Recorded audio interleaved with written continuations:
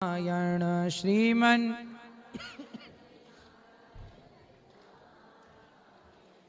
बोलिए गौरी गोपाल भगवान की। आज की प्रश्नोत्तरी में हमारे भैया सवाल करेंगे और भैया जी के सवाल शुरू होंगे। अब आपका समय स्टार्ट हुआ।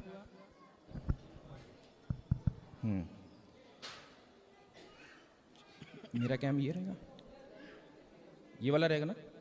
ओके। राधे राधे महाराज जी। आप क्योंकि महाराज जी का हम अलग से टाइम लेना चाहते थे, लेकिन महाराज जी ने कहा कि लोगों के सामने बैठ के बात करें, क्योंकि महाराज जी आप तो हमेशा ही खुले तौर से बात करते हैं, कोई ऐसा लुका छिपा तो उसमें होता नहीं है। तो आप सब लोग जो आए हुए हैं, मैं चंडीगढ़ से आया हूँ, पंजाब के बहुत बड़े चैनल से आया हूँ, और महाराज जी के पीछे हम कई दिन से पड़े हुए थे कि महाराज जी हमसे मिलिए, हमारे सवालों के जवाब दीजिए। तो आप भी हैं और हमारे सवाल भी हैं महाराज जी।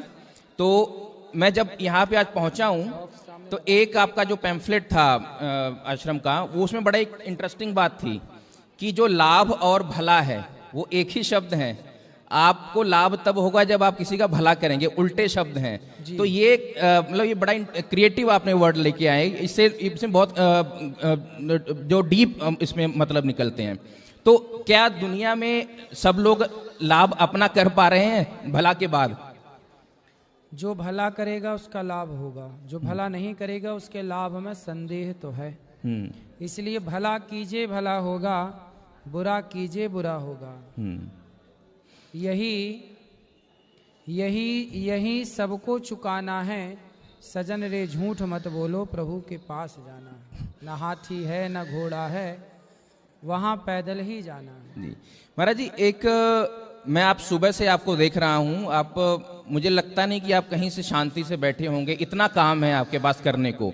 उसमें गौ सेवा हो या माताओं की सेवा हो, लोगों से मिलना, सबसे बड़ी बात है कि लोगों से मिलना और सबको उनकी जो क्वेश्चंस है, उनके जो आपके प्रति भाव है, सबको सेटिस्फाई करके भेजना। इतना कैसे मैनेज कर पाते हैं आप? क्योंकि ये शरीर जो है ना, ये परोपकार के लिए भगवान ने भेजा है जी, सबकी सेवा के लिए भेजा है। इसलिए सबकी सेवा इस शरीर से बिहारी जी करा रहे हैं। तो वही शक्ति देते हैं और वही कार्य कराते हैं। करने कराने वाले भगवान हैं, हम और आप केवल निमित्त हैं, इससे ज्यादा कुछ नहीं। जब ये विचार रख के कार्य करते हैं ना, तो कार्य अच्छे से होता है और करने का कभी अभिमान नहीं होता। इसलिए एनर्जी अभिमान में वेस्ट, लोगों की एनर्जी कहाँ जाती है? एटीट्यूड में जी। अब वो एटीट्यूड यदि रहेगा तो एनर्जी वहां सप्लाई हो जाएगी। अब वो है नहीं, वो सारी एनर्जी हम अपने काम में खर्च करते हैं। एक सेवा, देखिए उसके रूप कई हो सकते हैं कि सेवा आप कोई कुछ कर रहा है, कोई कुछ कर रहा है, लेकिन आपने सेवा का काम वो शुरू किया जो लोगों तक सीधे तौर पर पहुंचती है। गौ सेवा हो, बहुत सारे लोग गौ सेवा की बात करते हैं, लेकिन आप सीधा काम कर रहे हैं उसके लिए। उसके बाद वृद्ध माताओं की सेवा की बात हो गई। बात लोग करते हैं, दान देकर चले जाते हैं, लेकिन उनके साथ 24 घंटा उनके साथ लगे रहना, इसमें आपको कभी आता है कि यार थकावट हो गई है, बहुत हो गया, कितना करें? थकावट तो नहीं होती। भगवान से यही प्रार्थना है कि जब तक शरीर रहे, जीवन रहे, थके ना, काम करते रहें। अच्छा, जब काम, देखो ऐसा होता है, जब आप परोपकार की भावना से कार्य करते हैं, जब जहां आपका स्वार्थ नहीं होता जी, जहां स्वार्थ से कार्य हो वहां तो थकावट होती है जी। पर जहां स्वार्थ ही ना हो और कार्य हो तो फिर वहां थकावट का इसलिए सवाल नहीं होता, क्योंकि आप सारा कार्य जो कर रहे हैं वो भगवान के लिए। मेरी अपनी मान्यता है, जैसे आपके घर के मुखिया आप होंगे या आपके पिताजी होंगे जी, हर घर का एक मुखिया होता है। उसी तरह गौरी गोपाल भगवान के मुखिया हैं, गौरी गोपाल आश्रम के भगवान श्रीमन नारायण जी।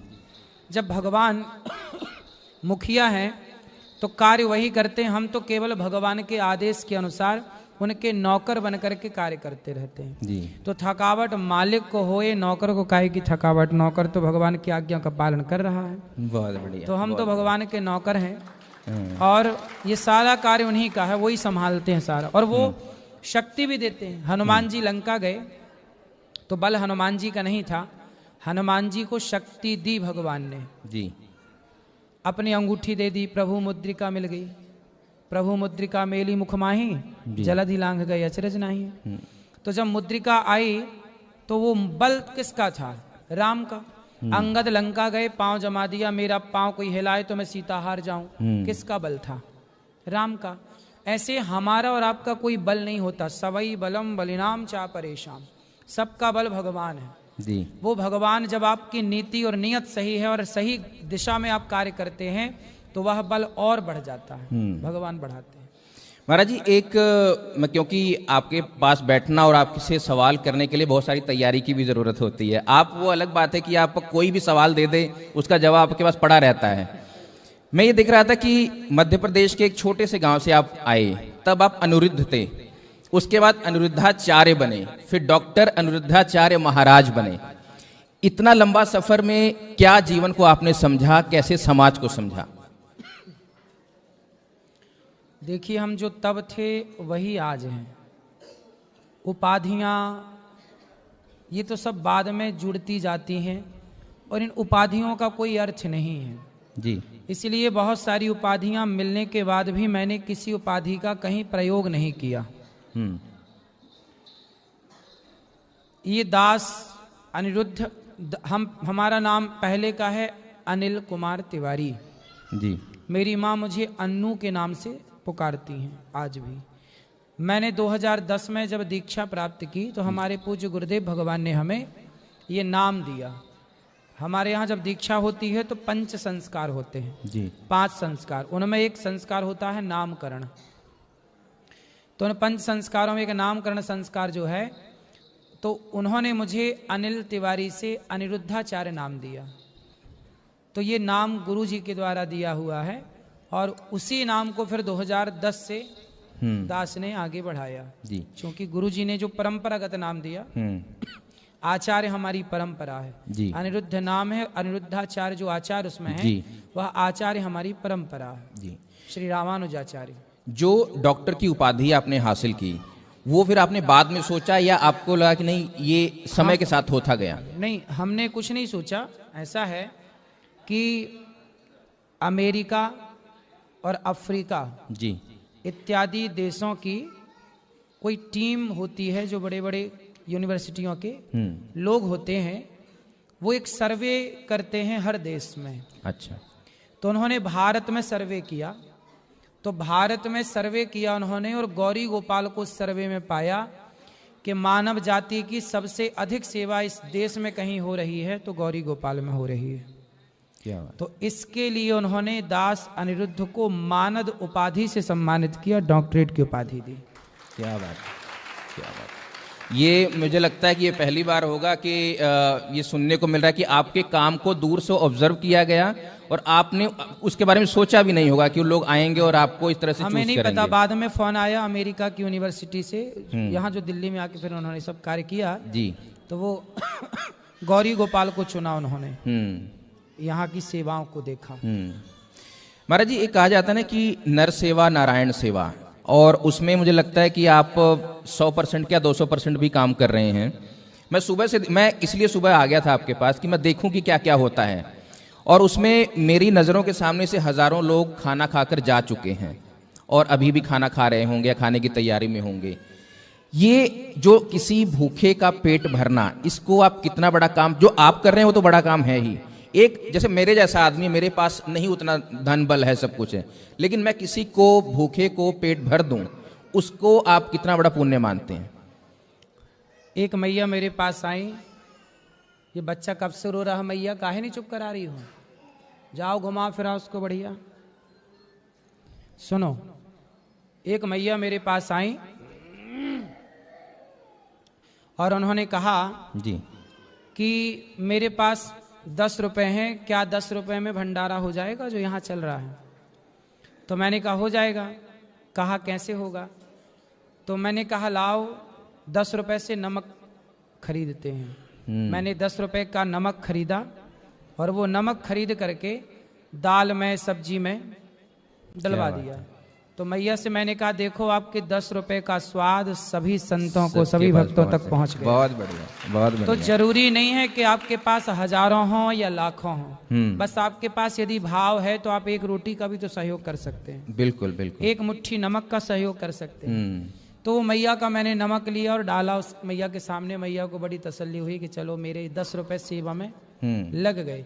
और आपने भी देखा सुबह से शाम तक जो रसोई चल रही है, बिल्कुल अभी आप यहाँ से उठेंगे 10 बजे 11 बजे रात को भी देखिएगा, तब भी चलती रहेगी। लगभग 25 से 30 हजार लोग सवेरे से शाम तक प्रसाद पा लेते हैं। प्रसाद पा जाते हैं, क्या बात है। मैं एक देख रहा था महाराज जी कि जब आप लोगों से मिल रहे थे, एक सज्जन आए, मैं उनको बड़े ध्यान से देख रहा था। इतना पैसा उन्होंने कम से कम अपने हाथ में पकड़ा हुआ था और आपको माथा टेक रहे थे कि महाराज जी ये सेवा के लिए। और उसी समय आपने कहा कि ये वहाँ जो दान पात्र है उसमें डाल दीजिए, और उन्होंने इधर उधर देखे बिना उसमें डाल दिया। ये जो कृपा है, ये आपको क्या लगता है कि ये कैसे लोगों तक मतलब खींच के ला रही है आप तक? आपको कहीं कहना नहीं पड़ रहा है कि ये लाइए, हमें इसकी जरूरत है। लोग आपको ला के पकड़ा रहे हैं, दौड़ दौड़ कर पकड़ा रहे हैं कि लीजिए। तो ये कैसे देखते हैं कि ये कैसे ये खुद से हो जाता है, ये समय लगता है इसमें? ऐसा है कि लोग ना सब चीजें देखते हैं, हमारी कथनी और हमारी करनी। हम टीवी पे कहते हैं, आपके माध्यम से भी कह रहे हैं, तो जो यहाँ नहीं आए वो भी सुन रहे हैं। बिल्कुल। हमने कहा कि गौरी गोपाल में सेवा होती है, ये तो हो गई हमारी कथनी जी।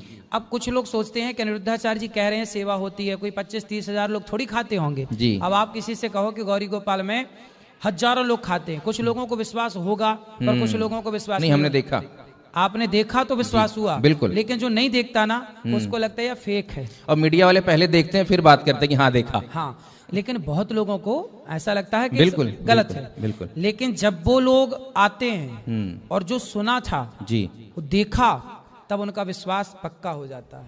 तो कथनी और करनी जब दोनों एक हो जाती है, तब लोगों का विश्वास बैठ जाता चला आता है। तो यहाँ गौरी गोपाल में जितने लोग आते हैं, ये सब पक्का विश्वास हो जाता है कि नहीं, जो कहा है वो हो रहा है। तब लोग अपना हृदय आगे बढ़ाते हैं और सहयोग करते हैं। जी, क्या बात है। एक, क्योंकि मैं सुबह से जब पूरा देख रहा था पूरा कैंपस, जो वृद्ध माताओं की सेवा है वो मैंने पहली बार देखा कि इस तरह से भी सेवा हो सकती है। उनको कोई भी समस्या ना हो और आराम से बैठी हैं और उनका सब जो भी उनकी कार्य हैं वो चल रहे हैं। जब मैंने देखा, और एक चिंतन करने के नाते, एक जब हम मीडिया में होते तो चिंतन भी करते हैं कि यार ये कैसे हो सकता है कि एक माँ को किसी ने तिरस्कार कर दिया और कई लोग उन माओं के दर्शन करके भावुक हो रहे थे। मैंने देखा खुद खिड़की के पास खड़े होकर के। ये समाज को आप कैसे देखते हैं कि यार लोग माँ को बाहर निकाल रहे हैं और बहुत सारे दोस्त यार की माँ को की दर्शन हो जाए कि यार कहीं मेरी माँ उसमें दिख जाए। कई लोगों के लिए भी होगा जिनकी माएँ नहीं होंगी या जिन्होंने गंवा दिया होगा। ये आपको तंग नहीं करता अंदर से कि ये कैसे हो रहा है? एक तरफ से तो मैं ऐसी सेवा आप कर रहे हैं, जो सेवा करते हुए शायद आपके मन में एक भाव, एक दुख आता होगा कि मुझे ये भी सेवा करनी पड़ रही है। देखिए, मैं तो अपना ये सौभाग्य मानता हूँ कि भगवान ने मुझे इस सेवा के योग्य बनाया और ये शरीर किसी के काम आ सका। जी। माताओं को बच्चे घर से निकाल देते हैं, आपने यहाँ माताओं को देखा जी। अभी कुछ दिन पहले, एक हफ्ता भी अभी इस बात को नहीं हुआ, अभी कुछ दिन पहले यहाँ पर एक वृद्ध माँ की मृत्यु हो गई। अच्छा। चूंकि अति वृद्ध थी जी, और बुढ़ापे के बाद मृत्यु अंतिम सत्य है। तो हमने उनके बेटे को फोन लगाया, एक बेटा और 2 बेटियां हैं उनकी जी। 20 दिन पहले से फोन लगाना स्टार्ट कर दिया था कि अब अंतिम समय आ रहा है, आओ माँ से मिल लो, आखिरी दर्शन कर लो, आखिरी संवाद कर लो, बात कर लो। बेटे बेटियां मना करती रहीं। आखिरी जब फाइनली मृत्यु हुई तो हम लोगों ने फोन लगाया कि आओ, माँ चली गई, अंतिम दर्शन कर लो, कंधा दे दो माँ को। तो बेटे ने, बेटियों ने साफ मना कर दिया, हमारे पास टाइम नहीं है, हम नहीं आ पाएंगे, आप कर दो सब। तो माँ को कंधा भी ये दास ने दिया। उनकी 13वीं भी यहीं पर होगी जब उनके 13 दिन पूरे हो जाएंगे। तो केवल माँ की यहाँ जो आप देख रहे हैं देख रेख सेवा केवल उतना ही नहीं है, उनकी अंतिम क्रिया से लेकर 13वीं तक का कार्य सब कुछ। तो महाराज जी, क्या लगता है आपको, समाज में जिस माँ ने पैदा करके आपको बड़ा किया, आपको कुछ लायक बनाया, इतनी भी क्या बात हो जाती होगी कि आप उनके साथ नहीं रहना चाहते हैं? क्या मजबूरी होती होगी, क्या मजबूरियां भी होती होंगी लोगों की? देखो, मजबूरियां नहीं है, 2 रोटी की मजबूरी नहीं की बात नहीं मैं कह रहा हूं। आप ठीक कह रहे हैं। बात ऐसी है ना कि बेटा मजबूर कैसे हो गया कि वो अपनी माँ को निकालने के लिए मजबूर हो गया। बात शुरू कहाँ से हुई, यहाँ हम जड़ में चलते हैं जी। और जड़ कहाँ से बिगड़ी, समाज कहाँ से बिगड़ा, उसका एक जीता जागता मैं उदाहरण दूं कि आज आपने अभी एक लड़के के बारे में सुना होगा जिसने अपनी माँ के लिए अश्लील शब्दों का प्रयोग किया। जी, उस पे भी मैं आऊंगा। उस शो के बाद से मैं आपको उस बात पे बाद में आएंगे, पहले मैं जो आपके प्रश्न का उत्तर है वो दूं। उस लड़के ने अपनी माँ के लिए अश्लील शब्दों का प्रयोग किया। क्या ये उसकी गलती है या उसके संस्कारों की भी गलती है या उसके समाज की भी गलती है, जिस समाज में वो पला बढ़ा? हम कह रहे हैं कि वो गलत है, लेकिन गलत उसका परिवार भी तो है, वो माहौल भी तो गलत है जिस माहौल में ये संस्कार दिए गए। जी। इसलिए माँ बाप यदि वृद्धाश्रम में जा रहे हैं तो क्यों जा रहे हैं, इसके लिए जिम्मेदार कौन है? हर वो माँ, हर वो पिता जो अपनी बेटियों को संस्कार नहीं दे रहा है। अब मैं आपको बेटियों पे क्यों आया, क्योंकि आजकल की बहुएं ये शर्त रखती हैं। यहाँ जितनी वृद्ध माँ है ना, उनमें 90% माँ ऐसी हैं जिनकी बहू ने शर्त रखी अपने बेटे से, मतलब अपने पति से। जी। पति से कहा, पत्नी ने, या तो अपनी माँ को रखो या तो हमें रखो। जब पत्नी ये शर्त रख देगी कि आप अपनी माँ को रखो या मुझे रखो, तो फिर लड़का तो लड़का है, यौनी लंपट है, पत्नी का गुलाम है। तो वो पत्नी की बात सुन लेता है कि हम तेरे को नाराज नहीं करेंगे, माँ तो बूढ़ी हो ही गई। बहुत सारे लड़के इस बात से एग्री करेंगे आपसे? नहीं, 10% छोड़ दीजिए आप, 20% छोड़ दीजिए जी। 20% तो अच्छे लोग हैं समाज में, लेकिन बहुत सारी स्त्रियां अपने पति से शर्त रखती हैं। ये बात मैं नहीं कहता, खुद माँ आके यहाँ मंच में बताती हैं कि भाई मेरी बहू ने कहा, बेटे से कहा, पत्नी ने कहा। एक लड़का मेरे पास आया यहाँ पर जी, ये ऑन रिकॉर्ड लाइव चल रही थी, कथा में आ गया एक लड़का अपनी माँ को लेकर, बोला महाराज जी मेरी माँ को रख लो। मैंने कहा रख लूंगा, पर तुम क्यों नहीं रखते? तो बोला कि मेरी पत्नी और मेरी माँ की बनती नहीं है। तो मैंने कहा पत्नी की नहीं बनती तो पत्नी को लाओ ना वृद्धाश्रम, माँ को तुम रखो। बोले मैं पत्नी के बिना कैसे रहूंगा, कैसे छोड़ूं पत्नी को? तो पत्नी नहीं छूट रही है, नहीं छोड़ना भी नहीं चाहिए। गृहस्थ में ऐसे बैलेंस बनाओ कि पत्नी भी खुश रहे और माँ भी खुश रहे, क्योंकि दोनों ही जिम्मेदारी एक मर्द की है, एक पुरुष की है। तो आप दोनों को संभाल के रखिए। तो कुल मिलाकर मैं ये बात इसलिए कह रहा हूं कि हर पिता, हर माँ अपनी बेटी को ये सिखाएं कि बेटी, सास तुम्हारी माँ है, ससुर तुम्हारा पिता है। यदि हर बेटी अपने बूढ़े सास ससुर की दो बातें, क्योंकि बुढ़ापे में ना आदमी चिड़चिड़ा हो जाता है, बुढ़ापे में ना बोलता बहुत है फिजूल का, तो आपको लगता है बुरा कि यार बुढ़िया तो बोलती रहती है, लेकिन ये संस्कार बेटियों को देना चाहिए कि बेटा बुढ़ापे में तुम्हारे सास ससुर ऐसे हो जाएंगे, कुछ बातें कहें तो नजरअंदाज कर देना, इग्नोर कर देना उनकी बातों को। ये मतलब नहीं कि आप घर से निकाल ही बाहर, और घर से निकालना अचानक नहीं होता है, वो पूरा सिस्टम काम करता है उसके पीछे। तो उसमें पुरुष की गलतियां हैं, हम तो स्त्री को गलत नहीं ठहरा रहे हैं, हम तो एक वाक्य बता रहे हैं कि जो समाज में घटनाएं घट रही हैं। लेकिन गलती स्त्री की तो कितनी है वो भगवान जाने, पर गलती कहते ना अपना ही सिक्का खोटा हो तो दूसरों पे क्या दोस्त है। तो बेटे की गलती मानी जाएगी क्योंकि तुमने पत्नी की बात मान के माँ को घर से निकाल दिया। अपराधी तो तुम दोनों हो गए। अब किसका अपराध ज्यादा है किसका कम है ये तो ईश्वर तय करेंगे, लेकिन जो समाज में मैं देख रहा हूं उसका सबसे बड़ा कारण ये है वृद्धाश्रम में माँओं के आने का या पिताओं के आने का, कि आज की जो पीढ़ी है, चाहे लड़की हो या लड़का, पत्नी हो या पति, ये ना बर्दाश्त नहीं करना चाहते, सुनना नहीं चाहते कुछ। तो थोड़ा सा सुनना पड़ता है ना, बूढ़े हैं कुछ बोलेंगे, चिड़चिड़ापन बुढ़ापे का एक दोष होता है कि बुढ़ापे में आदमी चिड़चिड़ा हो जाता है। महाराज जी यहाँ पर एक सवाल और भी बनता है कि आपने कहा कि लड़कों की इसमें या जो पुरुष हैं उनकी कहीं न कहीं मजबूरी या गलती भी होती है। जब ये आपकी बात सुनेंगे तो उनका अपना एक पक्ष होगा कि देखिए हम तो पिस रहे हैं, बहुत सारे लोग खड़े हैं और इस बात को महसूस भी कर रहे होंगे, हम तो पत्नी, माँ और पिता के बीच में पिस रहे हैं। बिल्कुल पिसते। तो उस पिसने के नाम पर वो ऐसे फैसले लेते जो लेना नहीं चाहते हैं। सही है। तो उससे कैसे बचे, क्योंकि आपके पास तो इन सवालों के जवाब होते हैं। सही है। ऐसा है ना कि पुरुष बेवजह पिसता है, ये बात सही। अब पत्नी की बात माने तो माँ से बुरा, और माँ की बात माने तो पत्नी से बुरा। तो कई पुरुष ना इस चक्रव्यूह में पड़कर उलझ जाते हैं, कोई निर्णय नहीं ले पाते। लेकिन इसलिए हम कहते हैं कि यदि हर बेटा, हर माँ बाप अपने बेटा और हर माँ बाप अपनी बेटी को बढ़िया संस्कार देंगे परिवार चलाने वाले संस्कार देंगे, तो ये नौबत ही नहीं खड़ी होगी। भाई लड़की ये क्यों कहे कि आप अपने माँ को चुनो, कल को आपका बेटा कहेगा तब आपको कैसा लगे। इसलिए पुरुष को धर्म संकट में ना डाला जाए। अच्छा देखो, पति का मतलब होता, पत्नी का मतलब होता है जो पतन होने से बचाए, ठीक है, पतन होने से बचाए। यदि आपका पति गलत कर रहा है जी, जैसे आपकी पत्नी ने कहा कि अपनी माँ को निकाल दो, यदि आपने अपनी माँ को निकाल दिया तो आप पाप के भागीदार बन जाएंगे जी। तो पत्नी का धर्म होता है कि वो अपने पति को समझाए कि आप अपनी माँ को न निकालिए वरना आप पाप के भागीदार बन जाएंगे। यदि आपने निकाल दिया पत्नी के कहने से या अपने मन से, चलो पत्नी ने नहीं कहा और फिर भी एक लड़के ने अपनी माँ को निकाल दिया, तो उस पत्नी का धर्म यह है कि वो समझाए कि माँ भगवान होती है। यदि आपने माँ को निकाला तो आप पाप के भागीदार बन जाएंगे और आप नरक जाएंगे। और पत्नी का धर्म है कि वो अपने पति को पतित होने से बचाए, उसी का नाम पत्नी है। जी महाराज जी, जब यहाँ की एक जी जाना है, हाँ, एक बिल्डिंग का आप उद्घाटन कर रहे थे यहाँ पर, एक जी, आओ ऐसे आ जाओ।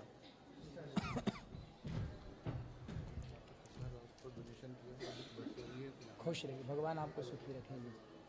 प्रसाद पाइए, प्रसाद पा रहे ना, सब दर्शन कर पकड़िए, ठीक है मैया, खुश रहिए, भगवान आपको सुखी रखें।